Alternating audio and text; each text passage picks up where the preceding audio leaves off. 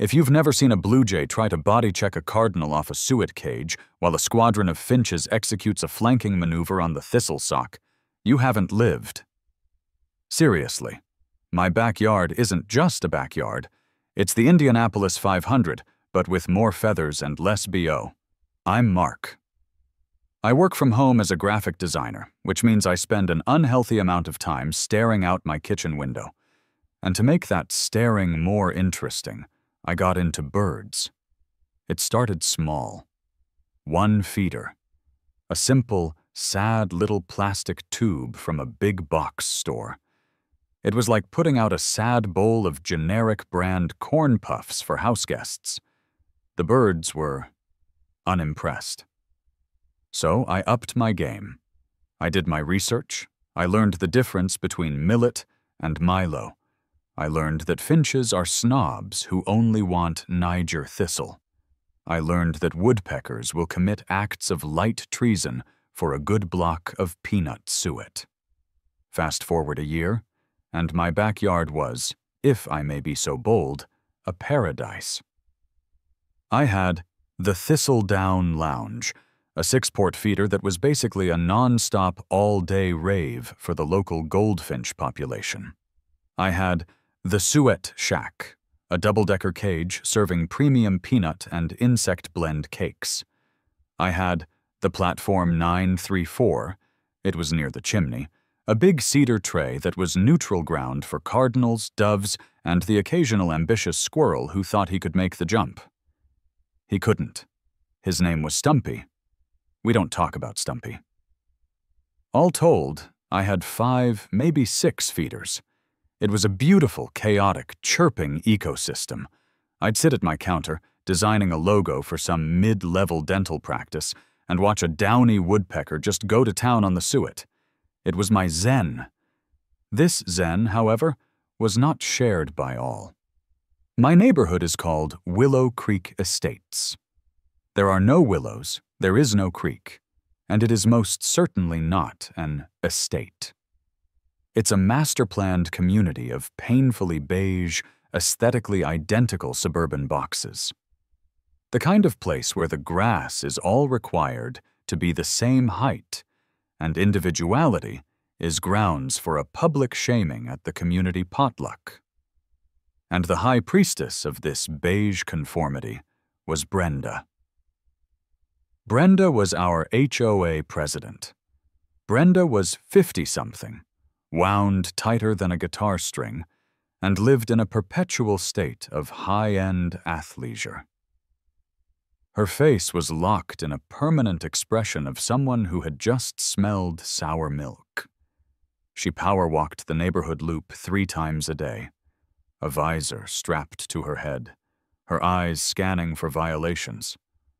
A trash can left out 10 minutes past 6 p.m., a garden gnome slightly exceeding the 12-inch height limit, or, in my case, excessive joy. I was refilling the Thistledown Lounge one Tuesday morning, humming along to a podcast, when her voice cut through the morning air like a weed whacker. "Mark!" I jumped, spilling about a pound of thistle seed onto the patio. "Morning, Brenda. Beautiful day for a walk, huh?" She wasn't looking at me. She was looking at my feeder setup. Her nostrils flared.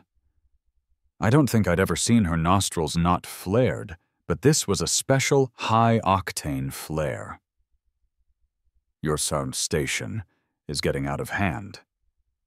"Isn't it great?" I said, genuinely.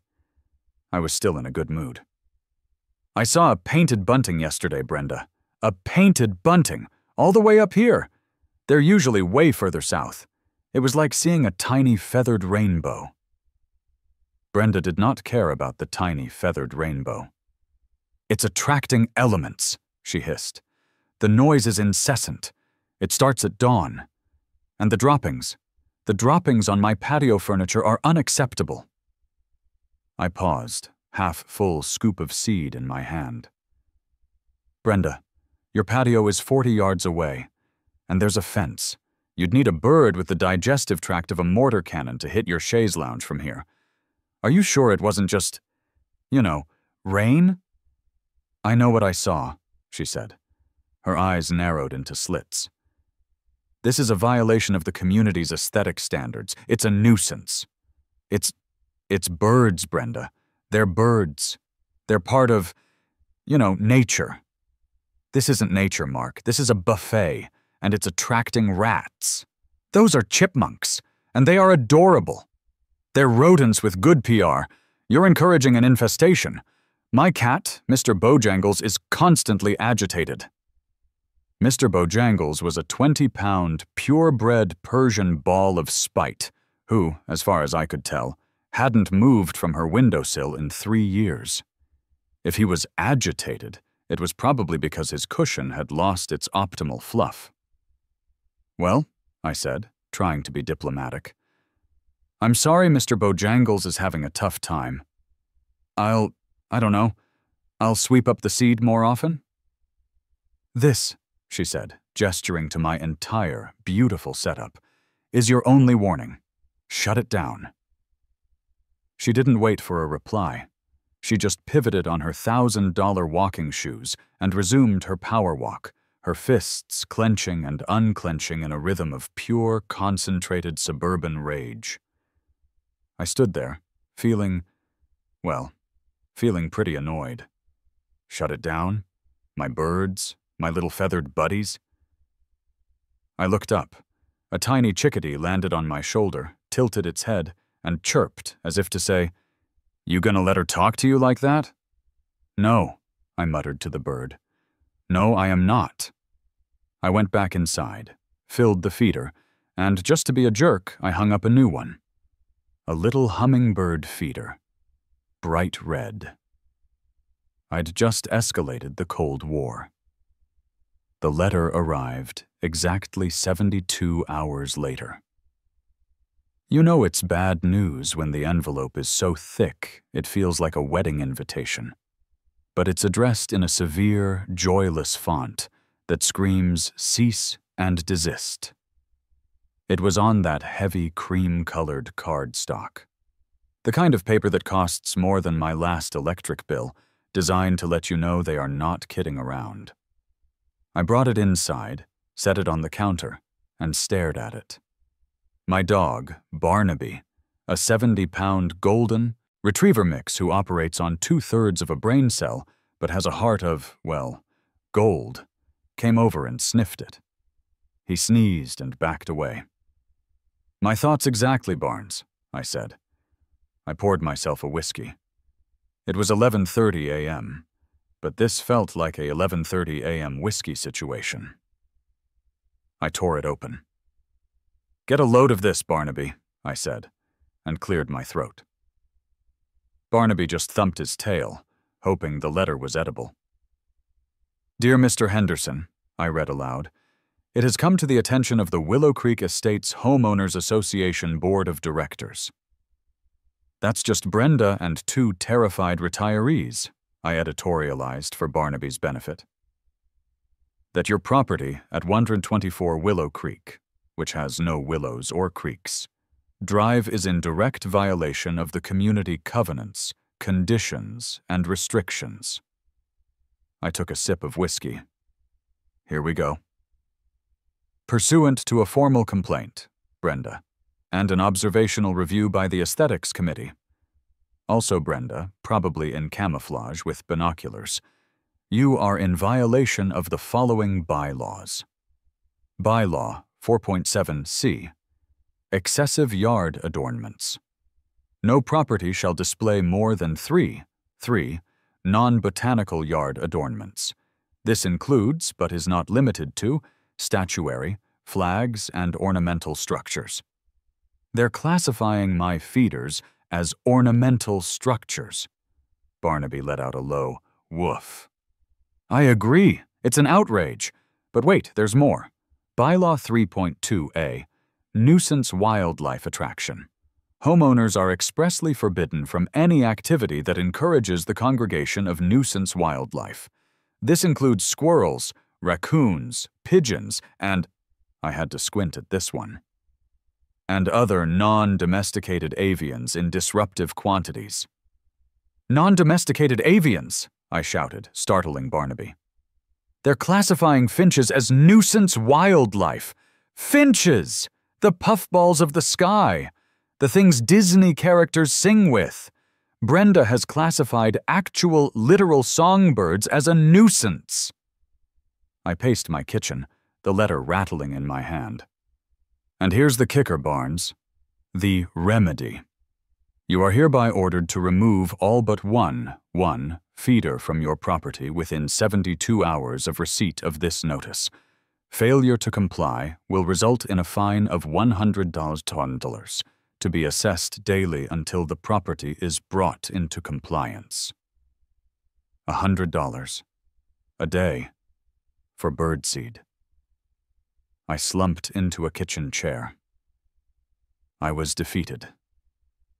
Crushed. I looked out the window. My feeders were bustling. A pair of cardinals were having a polite, domestic dispute on the platform. A tufted titmouse was hanging upside down from the suet cage, a tiny, feathered acrobat. And Brenda was going to make me tear it all down. I sulked for a good hour. I finished my whiskey. I ate a sleeve of crackers. I felt the gray, beige conformity of Willow Creek pressing in on me. This is how it starts. First, they come for your bird feeders.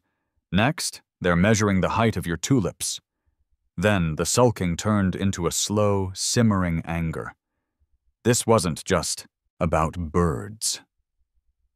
It was about the principle. It was about one person's obsessive need to control everyone else's joy. I marched into my office, to the bottom shelf of my bookcase, and I retrieved it. The binder. It was 3 inches thick, white, and held together with a D-ring that was already starting to rust. Willow Creek Estates CC&Rs. I've used this thing for one purpose in the 5 years I'd lived here, to level a wobbly coffee table. But tonight, I was going to read it. I poured a second whiskey. It was now 1:30 p.m., totally legitimate. Put on some Eye of the Tiger, and I went to war. My God, the rules. It was a journey into the heart of petty darkness. Section 5.4. All window coverings must be white or off-white, as viewed from the street. Section 6.1. No basketball hoops, temporary or permanent, shall be visible, ever. Section 7.8b. Seasonal decorations may not be erected more than 14 days prior to the holiday and must be removed within 7 days after. Holiday defined as federal holidays only. No personal holidays, e.g. birthdays. Section 8.3. All garden gnomes must not exceed 12 inches in height and must be facing the homeowner's property. I was losing my mind. This was written by people who hated fun, hated color, and really, really hated gnomes. I skimmed, looking for anything about nuisance wildlife or adornments. They had me dead to rights. Excessive was subjective, and the board, Brenda, was the sole arbiter of that subjectivity. I was starting to lose hope. My Eye of the Tiger playlist had devolved into sad 80s ballads. I was on the last section. Section 9. Vehicles and parking. Useless. I almost closed the binder. But then my eyes landed on Bylaw 9.4. Bylaw 9.4b. Commercial vehicles. Homeowners may park one personal vehicle or one registered commercial vehicle in their driveway. I read it again and again. Said vehicle, I read aloud, my voice trembling with a nascent, beautiful idea, must be in good working order and aesthetically maintained. My breath caught. It doesn't say what the commercial vehicle has to be for. It doesn't say you can't have a business. It just says you can park it. And they told me I couldn't have excessive yard adornments. A vehicle isn't an adornment. It's a vehicle. And my driveway, according to the plat map I had to sign at closing, is not technically my yard. It's my driveway. A plan began to form. A glorious, terrible taco-scented plan. I logged onto my computer. I typed "used food trucks for sale" into the search bar. "Barnaby," I said, a slow, maniacal grin spreading across my face. "We're going into business." My late-night dive into the underbelly of Craigslist and Facebook Marketplace was an education. It turns out the used commercial vehicle market is a special kind of hell. First, there was a 1987 panel van listed as Mystery Machine Replica, mostly. The seller, Shaggy 420, assured me the stains on the carpet were probably just soda, and that the faint mechanical screaming was normal for a vehicle of its vintage. Pass. Then there was a gutted RV that looked like it had been the primary residence for a family of raccoons. The ad read, "Lots of potential. Needs work. Smells like history. $12,000. No low ballers. I know what I have. You, sir, have a tetanus trap." I was getting desperate. It was 2 a.m. I was bleary-eyed, fueled by whiskey and spite. I expanded my search to government surplus auctions. I was one click away from buying a decommissioned 1994 census-taker's sedan when I saw it. The listing was beautiful in its simplicity. Used food truck, runs good as is. The pictures were something. It was a 1999 Grumman Olson step van. It was painted a shade of bright, peeling yellow that screamed food poisoning. On the side, in a festive, bubbling font, was a cartoon chili pepper wearing a sombrero and sunglasses. The name, Taco Tony's Fiesta Mobile, was peeling off, but the spirit remained. The ad copy was the real selling point. Slight axle noise, smells like cheese, runs on dreams, and 87 octane. Newish tires. Flat-top grill inside is probably salvageable. Cash only. It was perfect. It was parked in a gravel lot 45 minutes away. I called the number. A man with a voice like a rock tumbler answered on the fourth ring. "Hello." "Hi," I said, trying to sound professional. "I'm calling about Taco Tony's Fiesta Mobile. She's a beaut, ain't she?" The voice, who I'd later learn was Skeeter, replied, "Got a good flat top in her. You gonna sell tacos? The taco game is tough, man. Lot of overhead." "No," I said, pausing for dramatic effect. "Something a little more niche." A long pause on the other end. "Gourmet hot dogs?" "No." "Vegan gyros? Heard those are big." "Birdseed." The silence that followed was so profound, I thought he'd hung up. I could hear a distant truck horn. "Come again?" Skeeter finally said. "I'm going to fill it with birdseed." "You're gonna sell birdseed from a taco truck." "I'm not going to sell it," I clarified, feeling the gloriousness of the plan building in my throat. "I'm just going to display it, aggressively, for free." Another long, long pause. Skeeter let out a slow whistle. "Mister, I've been in the used van game for 20 years.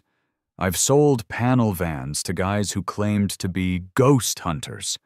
I sold a shuttle bus to a cult.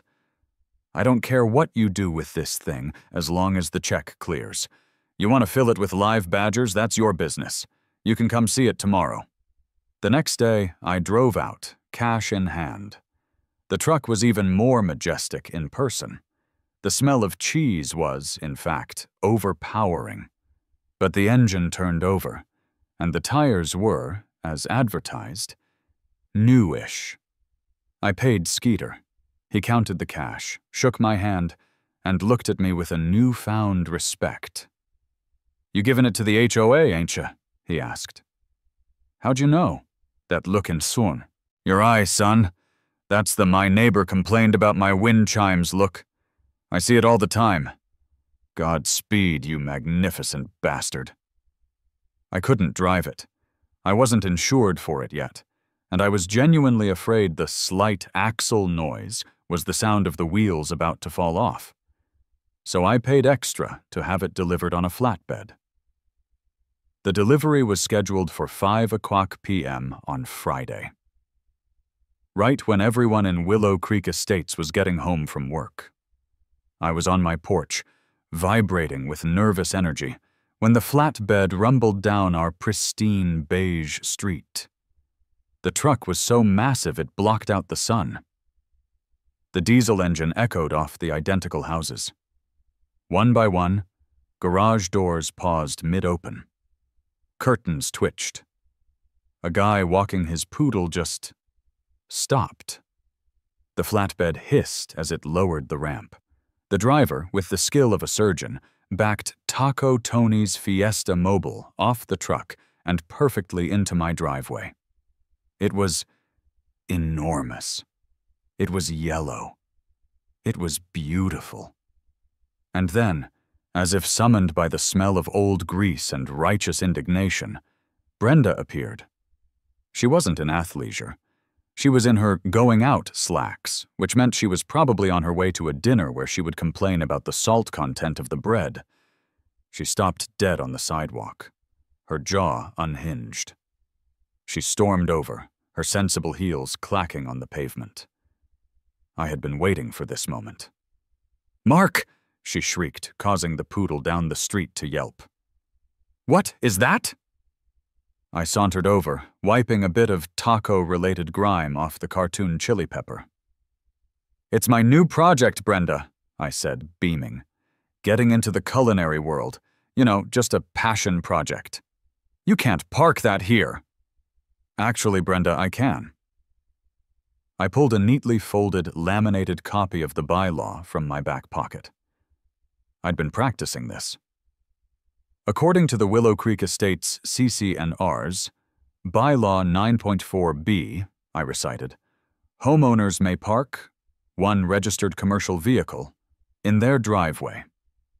And this, I said, slapping the side of the truck with a sound like a wet drum, is a 1999 Grumman Olson, fully registered as a commercial vehicle with the DMV. Brenda's face went from white to red to a fascinating shade of mottled purple. It's an eyesore. It's yellow. It smells. Now, Brenda, that's subjective. The bylaw just says it has to be in good working order, which it is, mostly, I said, as the tailpipe coughed out a small puff of black smoke. And aesthetically maintained, which is exactly what I'm about to do. You haven't heard the last of this, Mark. I'm calling the board. I'm calling the city. You do that, I said cheerfully. Oh, and by the way, my 72 hours are up. I took down my 5 other feeders. I'm down to just the one, per your letter. I pointed to the sad, single, almost empty tube feeder still hanging from its hook. Brenda looked at the single feeder. She looked at the taco truck that was now blotting out the sun from her prized rose bushes. She made a sound like a tea kettle reaching a full, screaming boil, pivoted, and stormed back to her house. I watched her go. I turned to the truck. Taco Tony smiled at me with his chili pepper grin. "Okay," I said to the truck. "Let's get you a makeover." The first order of business was to de-taco the Fiesta Mobile. This was a job for professionals. Not professionals in the traditional sense, but professionals in the guys who own a vinyl wrap business and work out of a garage sense. I found Rad Graphics online. Their website was a GeoCities nightmare of flashing text and clip art, but their gallery of customized Honda Civics was impressive. I called, and 2 hours later, a beat-up Subaru Forester that sounded like a blender full of rocks pulled up. Out stepped Kyle and Chad. Kyle and Chad were both about 22. They wore identical black beanies, despite it being 75 degrees out.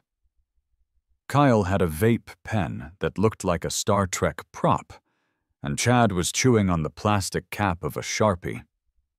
They circled the truck, nodding slowly. "Whoa," said Chad, his first, and I assumed, only word. "Righteous canvas, bro," Kyle said, puffing a cloud that smelled like unicorn's breakfast. "What are we thinking? Full matte black wrap? Some, like, sick tribal flames?" "No, nothing like that," I said. "I'm thinking a paint job, a full repaint, a nice, soothing color. Maybe a robin's egg blue." Kyle and Chad exchanged a look. "Robin's egg blue," Kyle repeated, testing the words. Okay, I see you. Like, ironic, retro, dope." "Sure," I said. "Ironic. Let's go with that. And then I need lettering, on the side.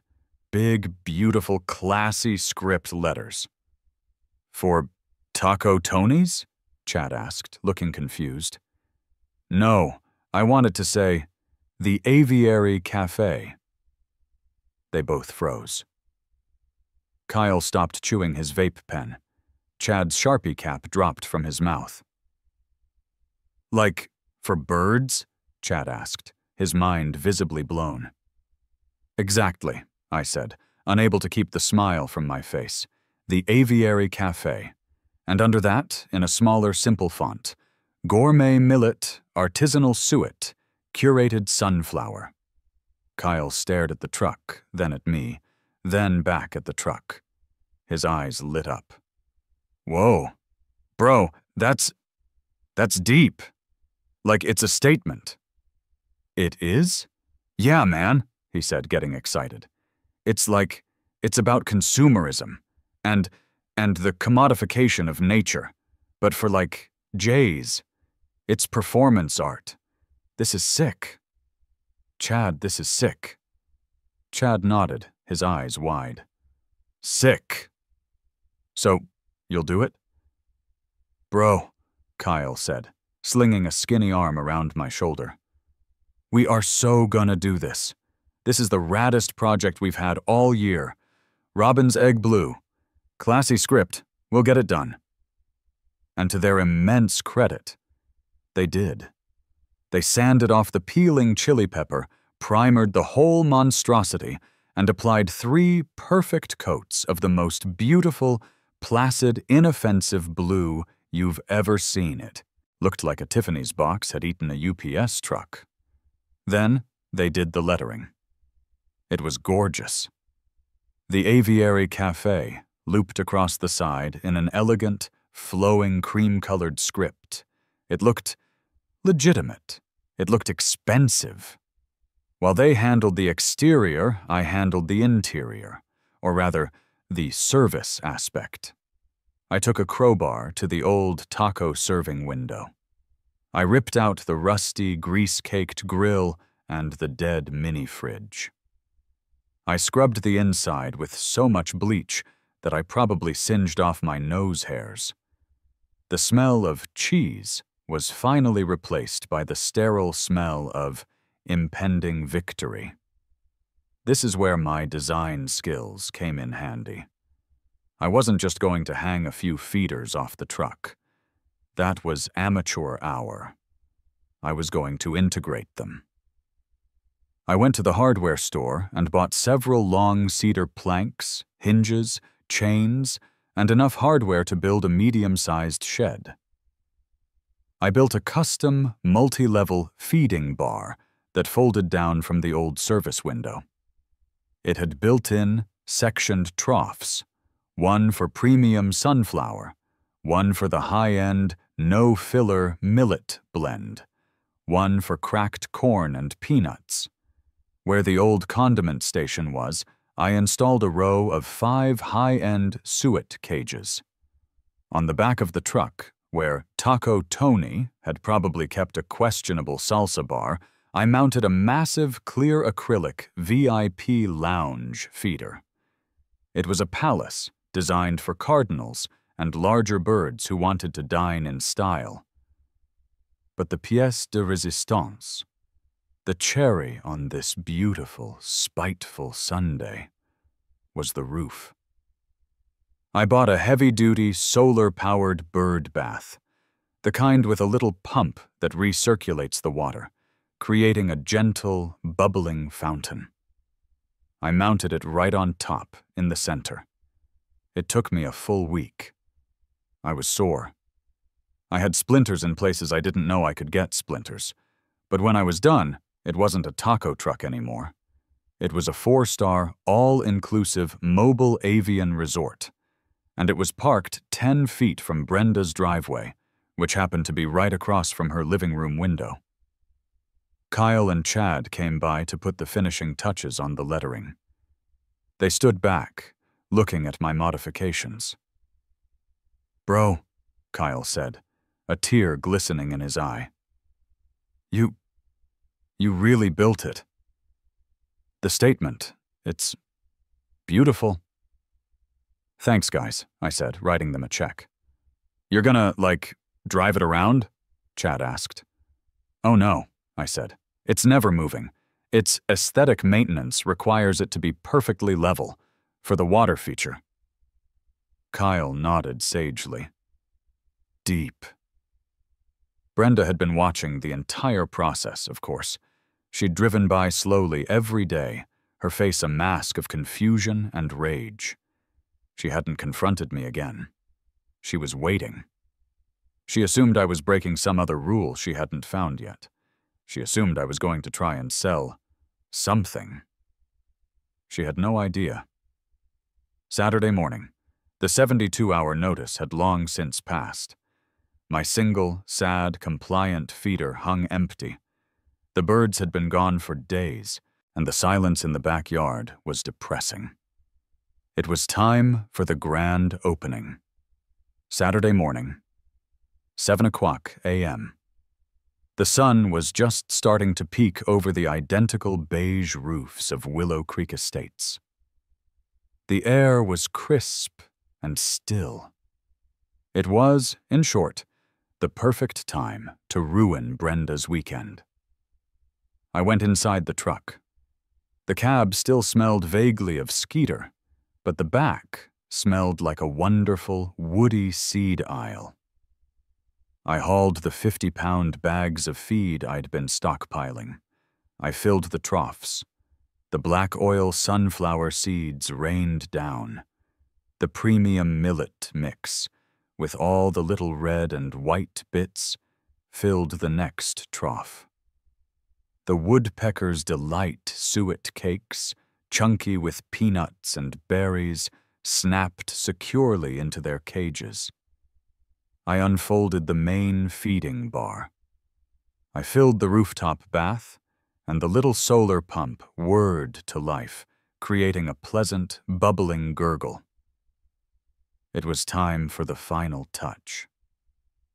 The ambiance. I'd installed a small, weatherproof Bluetooth speaker just inside the service window. I connected my phone, hit play on my Ornithological Onslaught playlist, and stepped back. The gentle, joyful notes of Vivaldi's Four Seasons, specifically Spring, drifted across the driveway. I grabbed a mug of coffee and a lawn chair, and I sat down to wait. It was quiet. Too quiet. For about 30 seconds. Then a single chickadee, probably a scout, landed on the edge of the service window. It tilted its head, as if it couldn't believe what it was seeing. It chirped once, grabbed a seed, and flew off. I held my breath. And then they came. It was like that scene in Field of Dreams. If you build it, they will come. First, the Finches. The entire local chapter of the Goldfinch gang descended on the Thistle Bar, which I'd installed on the side. It was a yellow and black swarm. Then the Cardinals. A male, so red he looked like a flying sports car, landed in the VIP lounge, his slightly less impressive wife right behind him. Then the jays, the titmice, the nuthatches, the downy woodpeckers. They all showed up. It was a reunion. It was a celebration. It was a riot. The noise was glorious. A symphony of 1,000 chirps, cheeps, and whistles, all set to a classy Vivaldi soundtrack. The rooftop bath was an immediate hit. A group of sparrows were having a pool party. This was the moment. I sipped my coffee. I had never felt so satisfied in my entire life. The sound of a door slamming open across the street nearly made me spill it. Brenda. She was not in athleisure. She was not in slacks. She was in a bright pink silk bathrobe, her hair in a messy bun, her face a perfect portrait of pure, unadulterated rage. "Mark!" Her shriek was so high-pitched, it actually startled the birds. For a second. Then they went right back to the all-you-can-eat buffet. "Good morning, Brenda," I called out, raising my mug. "Lovely day. Can I interest you in our daily special? It's a lovely safflower blend, very popular with the Cardinals." She stomped across the lawn, her fuzzy slippers wet with dew. She stopped at the edge of my driveway, as if a force field were keeping her off. "Shut it down!" she screamed.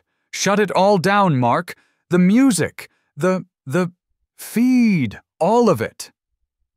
"I'm afraid I can't do that, Brenda," I said politely. "These are my clients, and they seem very satisfied. Besides, I'm fully compliant." "Compliant? This is a business. You are running an illegal business from your driveway. You're not zoned for this. This is a health code violation." I don't think so," I mused. "See, to be a business, I'd have to be engaging in commerce, selling something. But as you can see," I gestured to the feeding frenzy, "everything is free. I'm not making a dime. I'm just enjoying my inventory, on my own property, in my registered, aesthetically maintained commercial vehicle." Brenda's hands were balled into fists, her whole body shaking. She was vibrating. "It's a nuisance. It's gaudy." "Gaudy?" "Brenda, it's robin's egg blue. It's a very calming color. Vivaldi is very calming music. I'm actually bringing a little culture to the neighborhood." "I am calling the police," she spat, pulling out her phone. "Please do," I said with a big, bright smile. "I'd love to get their opinion. I actually have my LLC registration and the vehicle title right here in the cab, laminated, just in case anyone was curious." Her thumb hovered over the 911 button. She looked at me. She looked at the truck, now covered in what had to be every bird in the state. She looked at my laminated paper-holding hand. She let out a sound like a deflating bagpipe, turned and stomped back into her house, the silk robe billowing behind her. The door slammed so hard, I thought her windows would break. I took another long, slow sip of coffee. Vivaldi swelled. A blue jay successfully dive-bombed a mourning dove. It was, I thought, the single greatest morning of my life. She made good on her threat, of course she did. It was about an hour later. The morning rush at the cafe had subsided to a steady, brunch-like crowd. I was hosing off the driveway, because, let's be honest, it was a lot of birds, and I'm not an animal, when the cruiser pulled up. It glided to a stop right in front of my house, lights off. 2 officers got out. The first was the older one. He had the classic 25 years on the force mustache and a belly that strained his utility belt. His name tag read Krupke. He looked at the truck, then at me, then at the sky, as if asking God why he'd bothered to get out of bed. The second one was young, looked like he was fresh out of the academy. His name tag read Miller, and he was desperately trying not to laugh. He was biting the inside of his cheek so hard I thought he might draw blood. Brenda, naturally, materialized on her porch the second the car door shut, her silk robe now replaced by a beige pantsuit. She power-walked over, clutching a sheaf of papers, probably a copy of my letter. "Officers, thank God," she announced, as if she'd just been rescued from a hostage situation. "Arrest this man!" Officer Krupke sighed. It was a sigh that contained lifetimes of dealing with people like Brenda. "Ma'am, please calm down. Arrest him for what?" "For this!" she shrieked, gesturing wildly at the Aviary Cafe. "He's running an illegal bird restaurant. In his driveway. It's a public nuisance. It's a health hazard. There is guano and the noise." Krupke turned to me. I'd already put the hose down and was walking over, hands in plain sight. "Sir," Krupke said, his voice flat. What is this?" "This, officer, is the Aviary Cafe," I said calmly. "It's my registered commercial vehicle, legally parked in my driveway, per HOA bylaw 9.4b. Officer Miller, the young one, stepped closer to read the lettering on the side. I saw his shoulders start to shake. "Artisanal suet," he read, his voice cracking. He quickly disguised it with a cough. "The woodpeckers go nuts for it," I said, deadpan. "Now, as I was explaining to Ms. Johnson earlier, I'm not technically in business. I'm not selling anything. No cash is changing hands. No goods or services are being exchanged. I'm just enjoying my inventory with my clients." "Clients?" Krupke asked, rubbing the bridge of his nose. I gestured to the truck. A dozen birds were splashing in the rooftop bath. They seem very satisfied. No complaints so far. "It's a nuisance," Brenda cut in. "My cat is traumatized. It's loud." Krupke looked up at the truck. Vivaldi was still playing, softly. "Ma'am, it's 10 o'clock a.m. on a Saturday. I can't write him a ticket for excessive chirping. And the music is well below the city's noise ordinance level. But it's a truck. It's ugly. It's blue." "Ma'am," Krupke said, his patience visibly evaporating. "As far as I can tell, the vehicle is legally titled, registered, and parked on his own property. He's not breaking any city ordinances." "But the HOA," she sputtered. "The HOA," Krupke said, "is a civil matter. It's not a police matter. We can't enforce your neighborhood club's rules about bird feeders. It's not a feeder. It's a truck." "Which is legal to park here," Krupke finished. He turned to me. "Sir, are you planning on operating this cafe?" "Nope, just parking it and maintaining it aesthetically." Officer Miller turned away, pretending to look at something on his radio. He was definitely laughing now. Krupke just stared at me. I stared back, holding up my laminated folder. "I've got my LLC registration right here. The Aviary Cafe, LLC. And the vehicle title. All in order." Krupke looked at the folder. He looked at the truck. He looked at Brenda, who was now trembling with a rage so pure it was almost impressive. "Ma'am," he said to Brenda, "there is nothing we can do here. This is not a police issue. Please don't call 911 again, unless there's an actual emergency." "This is an emergency!" No, ma'am, Krupke said, his voice dropping an octave. It's not. Have a nice day. He nodded to me. Sir. Officers, I said, nodding back. They got back in the cruiser. As they pulled away, I saw Miller, the young cop, finally lose it. He was laughing so hard his head was on the dashboard. I turned back to Brenda. She was standing on the sidewalk, defeated, watching the cruiser disappear. She looked at me, her eyes promising a war I had already won. She didn't say a word. She just turned, her beige pantsuit a flag of surrender, and went back into her beige house. I went back to my lawn chair, picked up my now lukewarm coffee, and took a deep, satisfying drink. Checkmate. The fallout was immediate and glorious.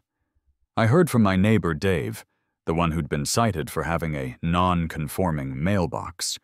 It was dark gray instead of black. That the HOA held an emergency meeting that Sunday night. In the community center's multi-purpose room, which smelled like stale coffee and regret. Apparently, Brenda had demanded they fine me into oblivion. She demanded they have the truck towed. She demanded they sue me for something. Aesthetic terrorism, probably. And then their lawyer, a guy they kept on retainer to write threatening letters, calmly explained to her that they had, in fact, zero legal standing. I had followed her letter to the letter, and I had used their own bylaws against them. The commercial vehicle loophole was ironclad. They couldn't do a single thing about it unless they amended the bylaws. And amending the bylaws, he gently reminded them, required a 60-day notice period and a full 2/3 community vote. Brenda, according to Dave, did not take this well. So, the Aviary Cafe became a permanent fixture. I established cafe hours, just to be a good neighbor, of course. I'd roll out the feeding bar from 7 to 9 a.m. and 4 to 6 p.m. The Vivaldi was a must. The rooftop bath, however, ran 24/7. The truck became a landmark. People from other neighborhoods started driving by to see it. I saw a car slow down, a kid in the back pointing and yelling, "Look, Mom, the bird truck!" But the best part? The quiet revolution I'd started. 2 weeks after the grand opening, Dave, my mailbox rebel neighbor, did something I hadn't seen him do in 3 years. He parked his, perfectly legal but rather large, bass fishing boat in his driveway. Brenda hated that boat. A week after that, the family at the end of the cul-de-sac, the ones who'd been told their children's playset was obtrusive, painted their front door a bright, non-conforming shade of purple. Brenda's beige dictatorship was crumbling. It was beautiful. I was out one evening, enjoying a cold beer in my lawn chair, watching the cafe do its evening rush. The sun was setting. The classical music was playing. It was peaceful. Dave wandered over from his yard, beer in hand. "Mark," he said, staring, sat the truck. I gotta tell you, that was the most beautiful thing I've ever seen." "Just trying to be a good neighbor, Dave," I said, taking a sip. "The cops," he said, shaking his head with a grin. "The laminated bylaws. You're a legend, man. My wife and we're thinking of getting a taco truck. For squirrels." I laughed. "Easy there, buddy. Let's not get crazy. I hear squirrels are terrible clients. Never tip." Dave chuckled, and we clinked bottles. We just sat there for a minute, 2 suburban guys watching the birds and enjoying the silence from across the street. Look, I didn't set out to be a revolutionary. I'm not some anti-establishment hero. I'm just a guy who likes birds. I'm a guy who works from home and enjoys a little nature with his morning coffee. But when petty tyrants in beige pantsuits try to take away your joy, you can't just roll over. You can't let them win. You have to fight back. And if you can't fight them with excessive yard adornments, you have to fight them with a 1-ton, 1999 Grumman Olson. Robin's Egg Blue Aviary Cafe. The birds are happy. I'm happy. Dave's happy. And Brenda, well, I noticed last week she had new blackout curtains installed in her living room. I call that a win-win.